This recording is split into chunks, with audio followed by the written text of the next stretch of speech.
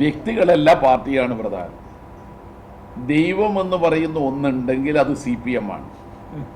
അന്നവസ്ത്രാദി ഒട്ടും മുട്ടാതെ തന്നോ രക്ഷിപ്പൂ നീ ഒന്ന് തന്നെ ഞങ്ങൾക്ക് തമ്പുരാൻ.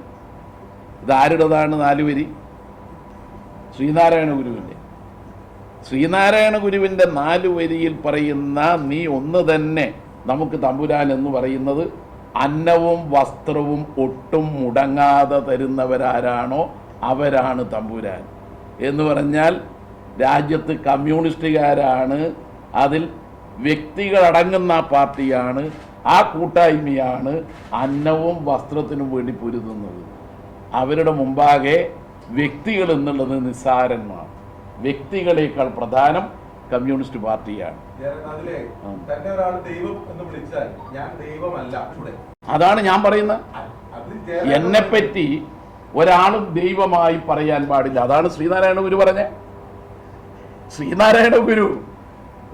ശ്രീനാരായണ ഗുരുവിനേക്കാൾ വലിയൊരു മഹാൻ വേറെ പറയാനില്ലല്ലോ നമുക്ക്. ശ്രീനാരായണ ഗുരു ജീവിച്ചിരിക്കുമ്പോൾ തന്നെ അദ്ദേഹത്തെ ദൈവമായി ചിത്രീകരിച്ചപ്പോൾ എന്താ പറഞ്ഞത് അദ്ദേഹം?